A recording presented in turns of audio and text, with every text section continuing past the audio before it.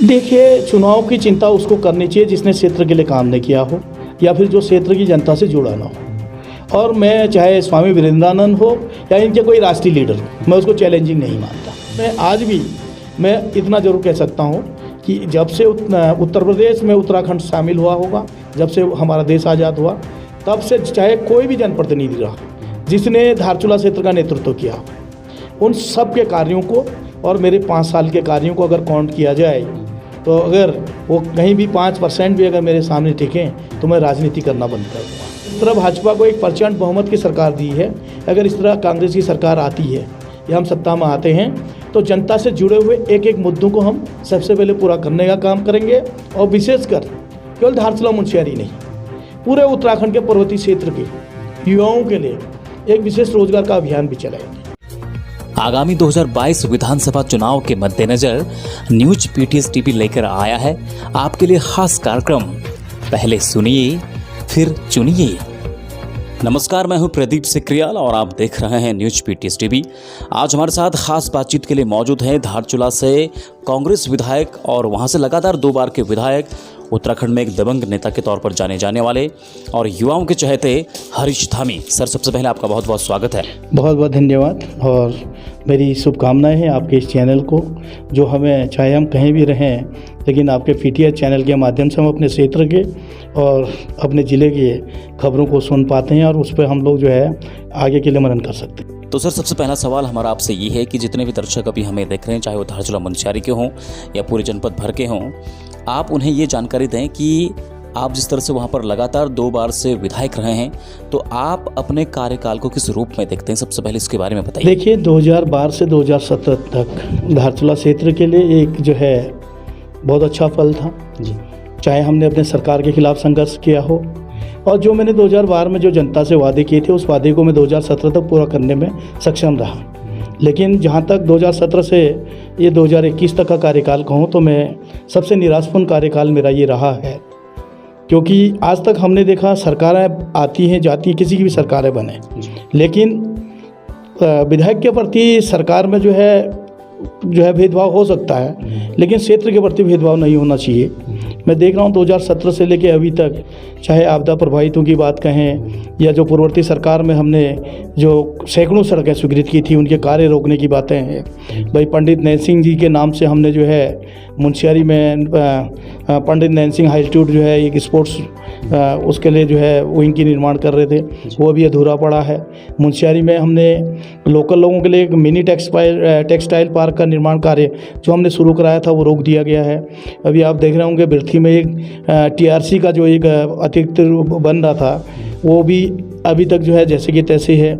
मुंशियारी में हमने डाक बंगले के सामने टूरिस्टों के सुविधा के लिए, लोगों की सुविधा के लिए एक हम जो है फिर टीआरसी का निर्माण कर रहे थे, वो भी जैसे कि तैसे पड़ा हुआ है।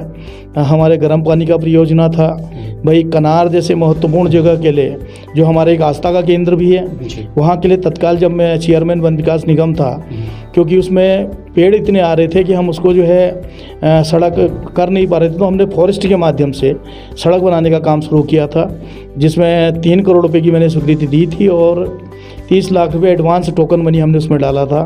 करीब आधा किलोमीटर सड़क का निर्माण हुआ भी, लेकिन जैसे ही डबल इंजन की सरकार आई वो कार्य रोक दी गई।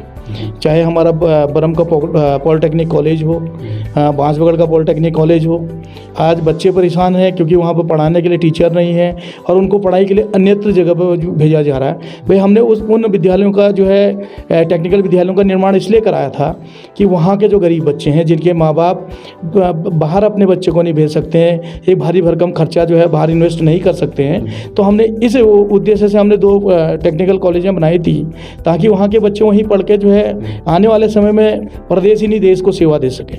लेकिन ये दुर्भाग्य की बात है कि आज वहाँ पढ़ाइयाँ नहीं हो पा रही हैं। हमने बंगापानी तहसील का निर्माण कराया था क्योंकि बंगापानी से लोगों को धारचूला जाना पड़ता था और सड़क बंद होने से दिक्कतें होती थी। उसी तरह हमने मतकोट से लेकर नीचे का एरिया, चिौलजीबी से ऊपर का एरिया जोड़ा था। हमने इस मकसद से जोड़ा था कि भाई लोगों को दिक्कत ना हो, क्योंकि जब उत्तराखंड राज्य का निर्माण हुआ तो इसी सोच से राज्य के निर्माण के लिए लोगों ने अपने प्राणों की आहुति दी थी, उत्तराखंड के शहीदों ने, कि भाई पहाड़ की राजधानी पहाड़ में बने और पहाड़ में छोटे छोटे विकास के लिए इकाइयाँ खुले, चाहे छोटी तहसीलें हों, विकास खंड की बात है, विकास खंड तो खैर भारत सरकार खोलती है। उसके लिए मैं जब 2012 में मैं विधायक बन के गया था तो मैंने हाउस के सदन की कार्रवाई में भी उसको लाने का काम किया था। और जैसे डिठियाट ज़िले की मांग की जा रही थी, भाई छोटी इकाइयाँ बनती, नज़दीक में बनते तो पहाड़ का विकास होगा, लेकिन आज इन तमाम चीज़ों से, इन मुद्दों से जो है एक दरकिनार कर दिया गया है। आज अगर राजधानी पहाड़ की है तो देहरादून में, जिससे हमको कोई फ़ायदा नहीं। हम धारचूला मुंशियारी के लोग, लखनऊ हमको नज़दीक पड़ता है, देहरादून हमको दूर पड़ता है। इसलिए हमने छोटी इकाइयों का निर्माण वहाँ पे बंगापानी तहसील, तेजम तहसील किया था, लेकिन दुर्भाग्यवश हम बना गए थे, उसकी बिल्डिंगें बन रही थी, वहाँ पर जो है परमानेंट तहसीलदार इनकी पोस्टिंग होनी थी, लेकिन अभी भी दुर्भाग्यवश काम नहीं हो पा रहे। ये जो है एक सफ़ेद हाथी साबित हो रहे हैं। तो इस तरह के कई योजनाएं हैं। हमने उस समय बरसात में निःशुल्क हेली सेवा की सुविधा दी गई थी, ताकि जो हमारे उच्च हिमालयी क्षेत्र हैं, चाहे हमारा दारमा हो, ब्यास हो, चौदास हो, हमारा मल्ला जोहार का क्षेत्र हो, नामिक का क्षेत्र हो, कनार का क्षेत्र है, जहाँ सड़कें कट जाती हैं, यातायात सुविधाएं नहीं होती, लोगों को 30-30, 40-40 किलोमीटर पैदल जाना पड़ता है। तो हमने इसलिए निःशुल्क सेवा रखी थी, भाई ज़रूरतमंद को जिसको आना है या कोई बीमारी है उसको लाने के लिए हम निःशुल्क सेवा देंगे। लेकिन दुर्भाग्यवश आपने देखा होगा पिछले 4 सालों में मुझे संघर्ष करना पड़ा। अब जाके वर्तमान मुख्यमंत्री ने एक सुविधा दी है, उसके लिए मैं धन्यवाद करता हूँ।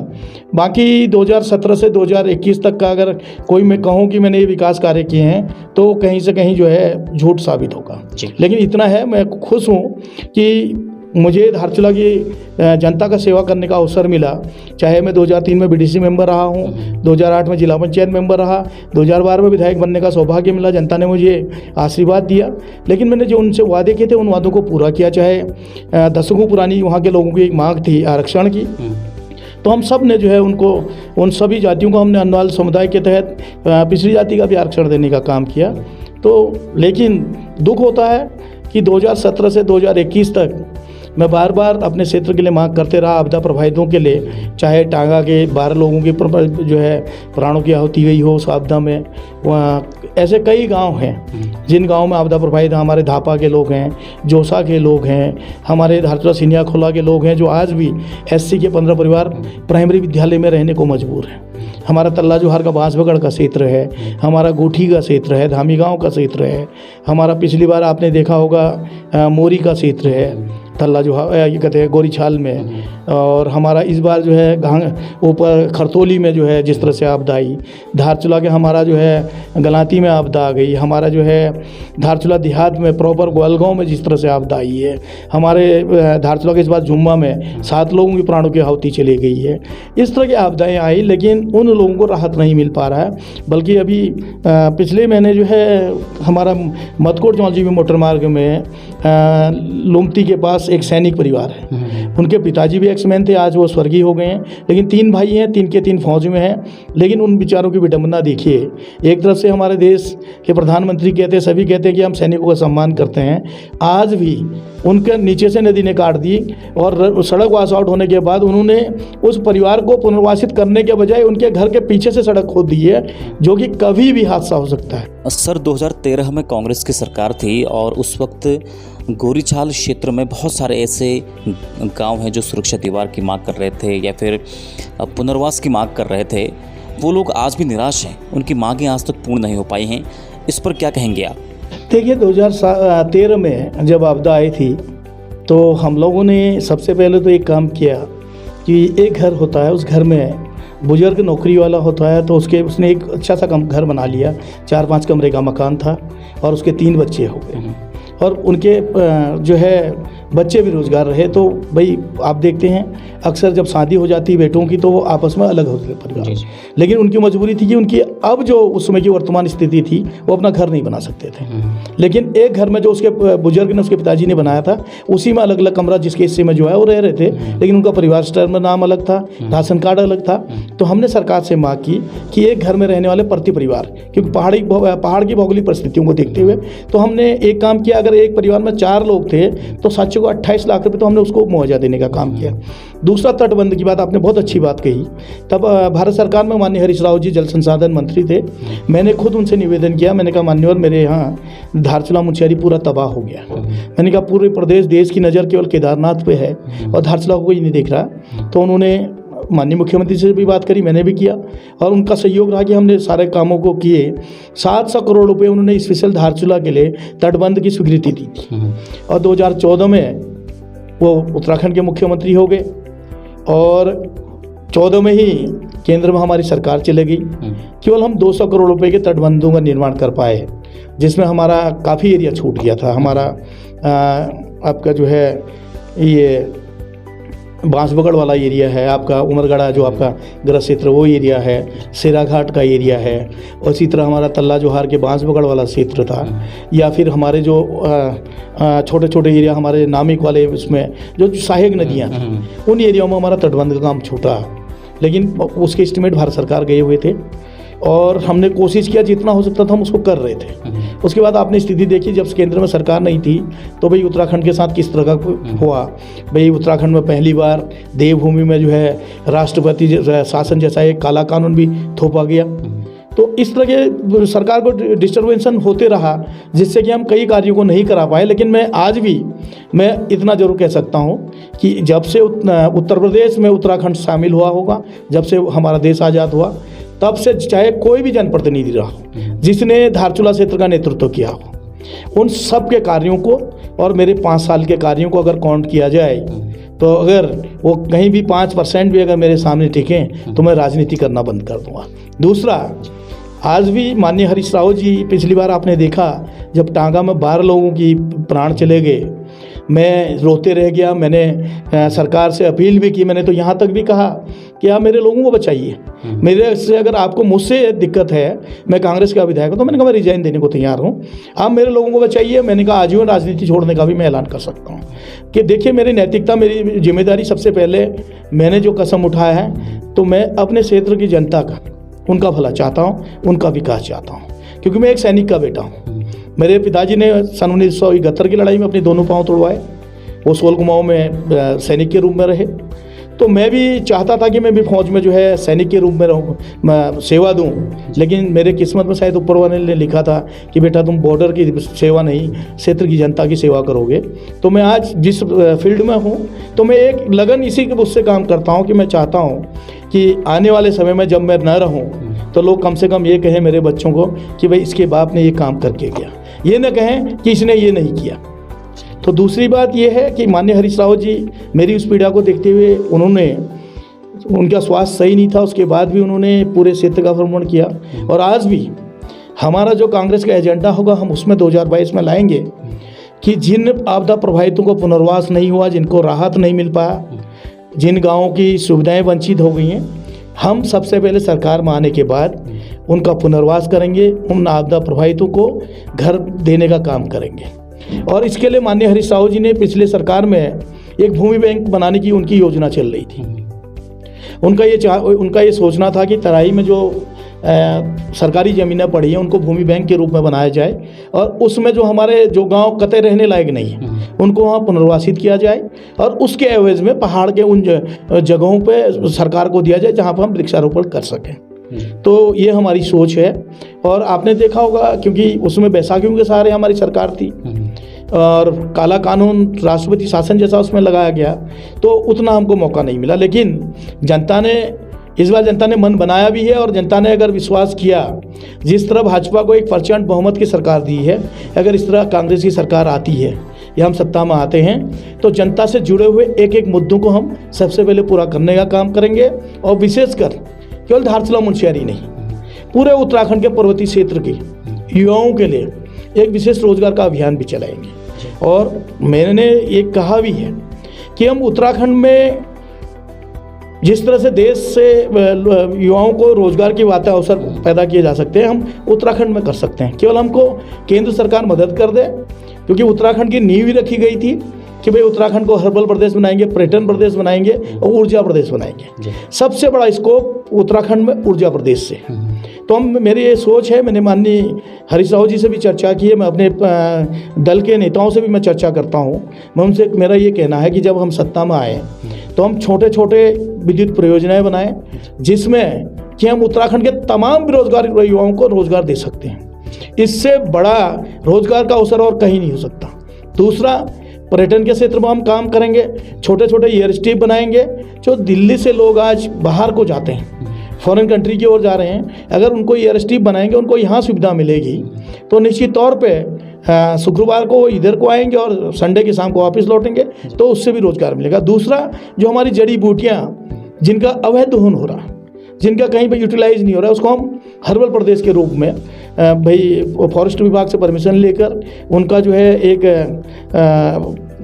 नियम के तहत उसका जो है दोहन कराया जाएगा, जिससे कि मेडिसिन बनाने का काम किया जाएगा। क्योंकि आज आप देख रहे हैं देश और दुनिया में आयुर्वेदिक सबसे आगे, तो हम हर्बल में भी काम करेंगे, जिससे कि वहाँ के लोगों को, जो युवा वो हर्बल में जो है नॉलेज रखता हो, उसको भी रोजगार देने का काम करेंगे। धारचूला मुंशियारी के लोगों को एक अल्ट्रासाउंड तक के लिए भी यहाँ जिला मुख्यालय में आना पड़ रहा है, तो आप समझ सकते हैं वहाँ स्वास्थ्य की क्या हालत है। स्वास्थ्य को लेकर के आप कितने गंभीर हैं? बिल्कुल, मैं इस मामले में कह सकता हूँ, आप सही, आपका प्रश्न है। हम 2012 से 17 में भी स्वास्थ्य में वो सेवाएं नहीं दे पाए जो लोगों को मिलना चाहिए था। लेकिन अब मैंने इस बारी स्वास्थ्य में जब चर्चा थी उसमें भी मैंने बात रखी है और मैंने सदन में भी बात रखी है। अगर हम परमानेंट स्पेशलिस्ट को वहाँ नहीं बैठा सकते हैं तो हम एक ऐसा करें कि महीने में 1 हफ्ता 7 दिन हम स्पेशलिस्टों के डेट तय कर दें कि इतने तारीख से इतनी तारीख तक ये स्पेशलिस्ट वहाँ पर बैठें, जो कि चाहे ऑपरेशन हो, कोई भी हो, हम उनके लिए जो है ऑपरेशन थिएटर का निर्माण कराएंगे। तमाम जो सुख सुविधाएं होती हैं उसको रखेंगे, ताकि उस समय आकर वो उनको जो है सुविधा दे सकें। दूसरा, अल्ट्रासाउंड की बात है या एक्सरे की है, इसके लिए मैंने सरकार से कहा भी है और हमने प्रस्ताव भी रखा है, हम नए टेक्नीशियनों की नियुक्ति करें। भाई कम से कम उनको वहाँ पे ब्लड टेस्ट के लिए, अल्ट्रासाउंड के लिए या एक्सरे के लिए धारचूला या मुंशियारी से पिथौरागढ़ ना आना पड़े।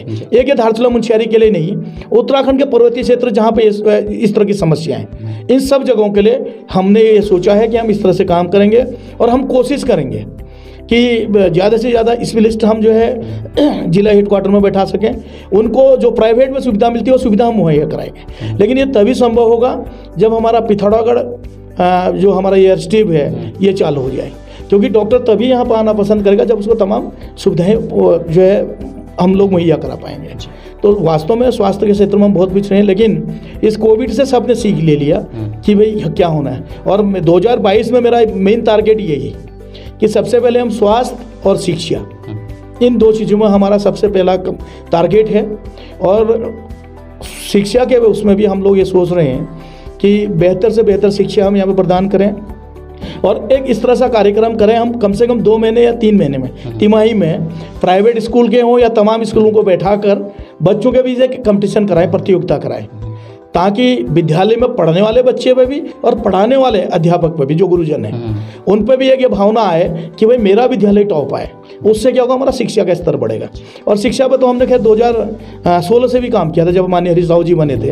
ये गेस्ट टीचरों की नियुक्ति का जो है रीजन ही यही था, क्योंकि सरकार की आर्थिक स्थिति नहीं थी कि हम परमानेंट टीचरों की नियुक्ति कर सकें। तो हमने एक परफॉर्मेंस के तौर पे ये रखा था कि भाई दुर्गम से दुर्गम क्षेत्र पे, क्योंकि बेरोजगार युवा बहुत हैं, जैसे नामिक जैसे जगहों में हम लोग उस समय सारा स्टाफ दे के गए थे। इंटर कॉलेज नामिक में हमने मैथ्स से लेके, इंग्लिश से लेके, आपके साइंस से सारे अध्यापकों की नियुक्ति की थी। लेकिन आज क्या हुआ कि 3-4 सालों से गेस्ट टीचरों को जो है उनको भी किनारे रखा गया है। और दुर्भाग्य की बात है, कई बच्चे मेरे पास भी आते हैं, कहते हैं विधायक जी आप हमारी आवाज़ उठा दीजिए, आप ये जो है आप सक्षम भी हैं, हमारी बात उठा सकते हैं। वो कहते हैं कि 15,000 रुपये में अब इस पिथौरागढ़ जिले के बच्चे को अगर हम उत्तरकाशी भेज दें या पौड़ी भेज दें, ये संभव नहीं। जबकि सरकार ने ये तय करना चाहिए था, जो हमने उस समय जो एक कार्यप्रणाली, एक जो हमने नीति बनाई थी, जो जिस विकास खंड का, जिस तहसील का है, सबसे पहली प्राथमिकता उसको वहीं नियुक्ति दी जाए। लेकिन मैं आज देख रहा हूँ मेरे धारचूला के कई बच्चे उत्तरकाशी में जो है सेवा दे रहे हैं, उसकी मजबूरी है। उस 15,000 रुपये में उसको बच कुछ नहीं रहा, लेकिन उसको ये लगता है कि आने वाले समय में सरकार क्या पता हमारा बहुत से जो है सुरक्षित कर दे। तो मेरा यही कहना है कि नंबर 1 तो गेस्ट टीचरों को हटाया ना जाए, जो दुर्गम क्षेत्रों में सेवा दे रहे हैं, केवल उसको हटाया जाए जिसका रिजल्ट खराब आता है या फिर जो अपने सेवा में लापरवाही कर रहा है। बाकी इन बच्चों को 8-10 साल का एक इनसे ड्यूरेशन जो टाइम है वो बॉन्ड किया जाए कि आप इतने साल यहाँ पर सेवा देंगे और आपके सेवा पे आपका जिस तरह का कार्य होगा उस कार्य को देखते हुए आपको परमानेंट नियुक्ति दी जाए। ये सरकार को करना चाहिए, जिससे हम बहुत बढ़िया जो है शिक्षा व्यवस्था हम कर सकते हैं। और अभी मैं देख रहा हूँ कोविड के समय में जिन बच्चों को हमने मेडिकल में या हमारे ENM GNM में जिनको रखा था भाई, उस समय हमने उनको रख तो दिया भाई, जब लोग अपने परिवार के व्यक्ति को कोविड में नहीं देख रहा था कि भाई ये बचेगा या नहीं बचेगा, डर रहे थे लोग, अपने प्राणों के लिए जो है बहुत चिंतित थे। लेकिन उस समय उन बच्चों ने अपने प्राणों की चिंता न करते हुए, चाहे पुलिस का जवान हो, चाहे सफाई कर्मचारी हो, या हमारे जो है नर्सिंग स्टाफ हो, या हमारे ये जो आयुष के बच्चे हैं, जिन्होंने सेवा दी अपने प्राणों को हथेली में रखकर, आज मैं देख रहा हूँ उन बच्चों को बाहर कर दिया गया। ये सरासर उनके भविष्य के साथ, उनके साथ खिलवाड़ है। भाई हमको उनकी सेवा को देखते हुए, चाहे हम उतनी तनख्वाह न दें, कुछ कम करके उनको हम परमानेंट सेवा में रखें, तो इससे स्वास्थ्य सेवा सुधरेगी। क्योंकि डॉक्टर हर काम डॉक्टर का नहीं है। तो मैंने तो उसमें माननीय मुख्यमंत्री तीरथ सिंह रावत जी थे, मैंने उनसे भी निवेदन किया था। मैंने कहा मेरे विधानसभा में आप डॉक्टर ज़्यादा नहीं दे सकते हैं, तो मैंने कहा कम से कम आप 20 से 25 फार्मासिस्टों को दे दीजिए या ENM GNM के बच्चों को दे दीजिए, ताकि वो उस मेडिसिन को गाँव में बांट सके और लोगों को जागरूक कर सके। जिस तरह धारचूला मुंशियारी के बहुत सारे ऐसे गांव हैं जो आज भी नेटवर्क के लिए तरस रहे हैं, तो नेटवर्क को लेकर के आप क्या कहना चाहेंगे? देखिए, नेटवर्क के लिए जब मैं सरकार में था तब भी मैंने पूरी पहल की, लेकिन दुर्भाग्य की केंद्र में हमारी सरकार नहीं थी। आप सबने देखा भी होगा, 6 दिन तक मैं जंतर मंतर में आमरण अनशन में बैठा जी। सारे तल्ला जोहार के ग्राम प्रधान, BDC मेंबर और धारचूला के हमारे उच्च हिमालय क्षेत्र के जो थे तमाम प्रधान, BDC मेंबर सब मेरे साथ उस धरने प्रदर्शन में रहे। और उसके बाद भी लगातार हमने उसमें जन आंदोलन करने का काम किया। आपने देखा होगा 111 किलोमीटर की पैदल पथ यात्रा भी हमने की। और 2019 के चुनाव को प्रभावित करने के लिए तत्कालीन केंद्रीय मंत्री थे और वर्तमान सांसद हैं भाई अजय टमटा जी, उन्होंने समकोण जगह पे जो कि 15-16 गाँवों को लाभान्वित कर सकता है वो टावर, वहाँ पे मोबाइल टावर शुरू करने का काम किया। वो केवल एक चुनावी एजेंडा था, जनता को, वोटरों को गुमराह करने के लिए। और जैसे ही चुनाव ख़त्म हुआ वो काम रोक दिया गया। तो मैंने BSNL के अधिकारी से पूछा भाई क्या दिक्कत आ रही, तो उन्होंने मुझे बताया कि विधायक जी हमारे पास सिविल वर्क के लिए पैसा नहीं है। तो मैंने विधायक निधि का जो हमारा गाइडलाइन था उसको देखा और मैंने उनसे बात की, आप मुझे एक पत्र दे दीजिए, जो पैसे की आपको ज़रूरत है उतना पैसा सिविल के लिए मैंने कहा मैं आपको दे सकता हूँ, क्योंकि वो जनता का पैसा था, मेरा नहीं जी। जनता का पैसा जनता पर लगे तो वो एक अच्छा भी है। तो मैंने उस पैसे को 26,50,000 रुपये उन्होंने मुझे एक डिमांड दी, मैंने उनको दिया, उसके तहत टावर बन गए। लेकिन देखिए दुर्भाग्य है, उसमें भी राजनीति हो गई। सरकार के ये समझ में नहीं आया कि भाई इस टावर से सबको लाभान्वित होगा। सरकार ने उस विधायक निधि के पैसे को जारी करने से रोक लगा दिया। कभी कुछ कहते रहे, कभी कुछ कहते रहे। मैंने तमाम जो प्रक्रिया थी, जो डॉक्यूमेंट्स, जो पेपर कहते वो हमने पूरा किया, लेकिन उसके बाद भी उन्होंने पैसा रिलीज़ नहीं किया। 6 महीने तक टावर खड़ा होने के बाद लटका दिया गया और 1 साल से वो पैसा जो है विभाग को रिलीज होना था, नहीं दिया। जबकि सरकारी एजेंसी है BSNL, उसी को हमने कार्यदायी संस्था भी बनाया था। तब जाके मुझे मजबूरन विधानसभा के सत्र में मैं अनिश्चितकालीन के लिए आमरण अनशन में विधानसभा के प्रांगण में बैठा। और मैं धन्यवाद करना चाहता हूँ प्रदेश के युवा मुख्यमंत्री जी का, क्योंकि उनको यहाँ की भौगोलिक परिस्थितियों से जानते भी हैं। और उन्होंने तत्काल आया और उनने मुझसे 2 कदम आगे बढ़ के एक उन्होंने साथ देने का काम किया। उन्होंने मुझे वहाँ से उठा के अपने ऑफिस में ले गए और चीफ सेक्रेटरी से बुलाकर उन्होंने कहा कि तत्काल आप जो है BSNL से बात करिए, इससे नेटवर्किंग कंपनी से, और उस मोबाइल टावर को चालू करिए। और उनके मैं धन्यवाद करता हूं कि आज समकोट का टावर चल रहा है। लेकिन कई समय क्या होता है, जब बिजली नहीं होती है या सड़क बंद हो जाता है तो जनरेटर की दिक्कतें रहती, तो नेटवर्किंग प्रॉब्लम आ रही है। लेकिन उसके बाद मैंने माननीय सांसद अनिल बलूनी जी का मैंने एक बार पेपर में पढ़ा था कि नीचे देहरादून से नीचे पे हमारा जो एरिया है उस एरिया में टावर की दिक्कत थी, तो उन्होंने टावर स्वीकृत किया था। भाई मैं तो मांगने वाला हूँ, मैं कैसे भी हो, मैं चाहता हूँ मेरे क्षेत्र का, मेरे जनता का भला हो। तो मैंने उनसे भी वार्ता कि मैंने उनसे निवेदन किया कि मैंने कहा सांसद जी मैंने हाउस में भी उसका जिक्र किया था। मैंने कहा आपने यहाँ के लिए टावर स्वीकृत किया। मैंने कहा मैं अंतर्राष्ट्रीय सीमा का नेतृत्व करता हूँ, वहाँ का सेवक हूँ। मैंने कहा आप राज्यसभा सांसद, आप पूरे प्रदेश के लिए, तो मैंने कहा आपसे निवेदन है आप मेरे यहाँ टावर के लिए व्यवस्था कर दें। तो उन्होंने भी बड़ा अच्छा उनका सहयोग रहा। उन्होंने कहा हरीश भाई आपको जहाँ जहाँ टावर लगाने हैं आप मुझे पत्र पे लिख के भेज दीजिए और मैंने उनको पत्र दिया और उन्होंने बीच में मेरी बात हुई थी, उन्होंने कहा कि मेरी बात हो गई नेटवर्किंग कंपनी से और बहुत जल्दी धारचूला का जो क्षेत्र छूट गया है वहाँ पर हम नेटवर्क का कार्य करने का काम करेंगे जी। तो इस तरह से हम लगे हैं उसमें। जी, आखिरी सवाल ये कि 2022 के चुनाव को आप किस रूप में ले रहे हैं, क्योंकि आपके अपोजिशन में स्वामी वीरेंद्रानंद हो सकते हैं जितनी संभावनाएं हैं, और पिछली बार का चुनाव भी काफ़ी टक्कर का हो गया था, तो इस बार आपको क्या लगता है कि तीसरी बार हैट्रिक आप इजीली मार पाएंगे या फिर आपके लिए चैलेंजिंग रहेगा आगामी 2022 का चुनाव? देखिए, चुनाव की चिंता उसको करनी चाहिए जिसने क्षेत्र के लिए काम नहीं किया हो या फिर जो क्षेत्र की जनता से जुड़ा ना हो। और मैं चाहे स्वामी वीरेंद्रानंद हो या इनके कोई राष्ट्रीय लीडर हो, मैं उसको चैलेंजिंग नहीं मानता। भाई हमने तो पूरे, जब मैं विधायक नहीं था तब भी मैंने जनता के लिए काम किया और आज भी मैं काम कर रहा हूँ और इसका फैसला जनता करेगी।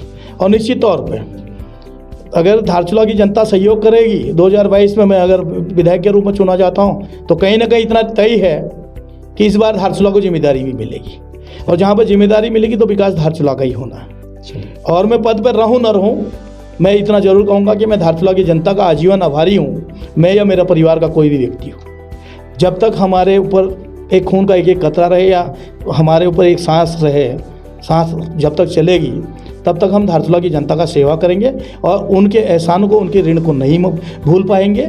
और मैं एक सैनिक का बेटा हूँ, मैं आज भी उनसे वादा कर रहा हूँ 2022 में हमारी सरकार बनते ही सबसे पहले हम स्वास्थ्य, शिक्षा और आपदा प्रभावित और धारचूला के जो गांव सड़कों से वंचित रह गए हैं उन गांव को जोड़ना मेरा लक्ष्य रहेगा। बाकी जो हमने 2012 में जो वादे किए थे उनको हमने 101% मैंने पूरा किया है और मैं आज भी वादा कर रहा हूँ। भाई विपक्ष में भी, जो विपक्ष की एक विधायक की जो नैतिकता, जो जिम्मेदारी होती है, आप विधानसभा की कार्रवाई को उठा लीजिए, कोई ऐसा मामला नहीं है जिसके लिए मैंने धारचूला के लिए आवाज़ न उठाया हो और मैं लड़ा भी हूँ। और मैंने तो अपनी विधायकी को भी दाव पर लगा दी थी, मैंने कहा भाई तुम मेरे क्षेत्र का भला कर दो, मैंने कहा मैं रिजाइन कर देता हूँ, क्योंकि मुझे कभी भी कुर्सी का लालच नहीं है। अगर मुझे कुर्सी का लालच होता तो मैं दल भी बदल सकता था, लेकिन मैं चाहता हूं जिस राष्ट्रीय दल ने मुझे उस समय पे टिकट दिया, माननीय राहुल जी ने, जब मेरी पहचान कहीं नहीं थी, केवल जिला पंचायत मेंबर के रूप में थी, तो राहुल जी ने जब टिकट दिया तो मैं एक सैनिक का बेटा होने के नाते मैं मरता मर जाऊंगा लेकिन उस आदमी के एहसान को नहीं भूलूंगा। और मैं जब तक जिंदा हूँ, अगर मैं कांग्रेस पार्टी छोड़ूंगा भी तो मैं क्षेत्रीय दलों में जाऊंगा, लेकिन मेरा हमेशा सहयोग माननीय राहुल गांधी जी पे रहेगा। खबरों में बने रहने के लिए न्यूज़ पीटीएस टीवी को सब्सक्राइब करें और बेल आइकन दबाएं और साथ ही फेसबुक पर न्यूज़ पीटीएस टीवी पेज को लाइक या फॉलो करें।